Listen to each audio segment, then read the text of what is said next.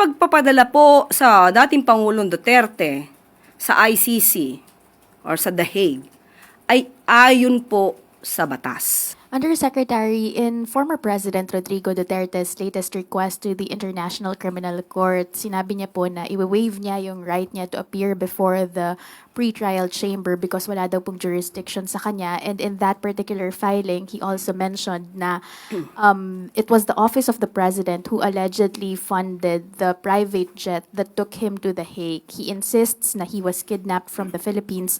May we get a confirmation or a reaction from the palace with regard to the allegation na ang taxpayers' money daw po ang ginamit para pondohan o rentahan yung eroplanong nagdala sa kanya doon? Ang pagpapadala po sa dating Pangulong Duterte sa ICC or sa The Hague ay ayon po sa batas. RA 9851, maliwanag ang sinasabi sa Section 17 na kapag ang isang kaso o isang complaint ay dinidinig na sa isang state o international tribunal or court, maaari pong i-dispense with na ng gobyernong ito ang anumang pag-iimbestiga at hayaang magpatuloy ang pag-iimbestiga sa nasabing state or international tribunal. At yun po ang ginampanan at yun ang naging paraan ng gobyernong ito para po makamtan ang sinasabi nating hustisya ng mga nag-complain or kahit po ang akusado.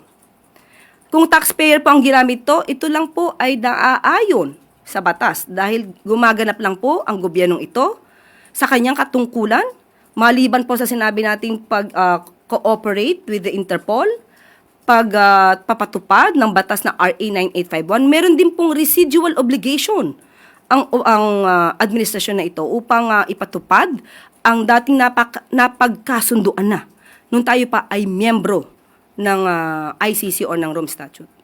Ma'am, follow-up question. Meron pong ilang previous statements si President Ferdinand Marcos Jr. saying na his administration will not recognize any arrest warrants kasi hindi na daw po tayo miyembro ng ICC.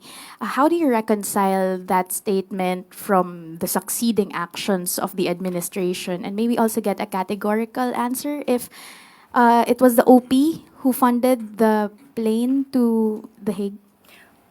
Pakibigyan niyo po sa akin yung konteksto na sinabi ng Pangulo na hindi niya i-recognize ang warrant of arrest na i-issue. Yes, ma'am. I will give you the link of the video later. I think he was asked during a media press briefing several years ago, even before this erupted, when the unit team was still together. He made that statement. Sa aking pagkakaalam at aking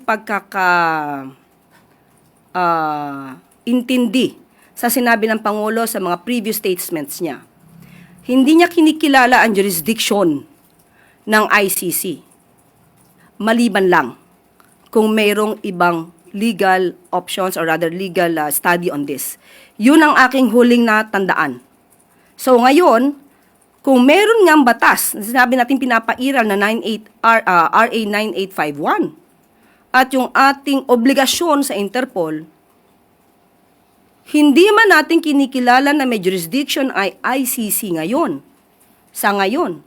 Pero ang ICC ay nagkaroon ng jurisdiction sa mga aksyon na naganap nung tayo pa ay miyembro. At hindi po natin pwedeng iwasan yon dahil meron pong residual obligation ang administrasyon na ito. Ma'am, last remind, may ballpark figure as to how much we spent for that particular flight? Wala po akong detalye sa ngayon. Thank you po.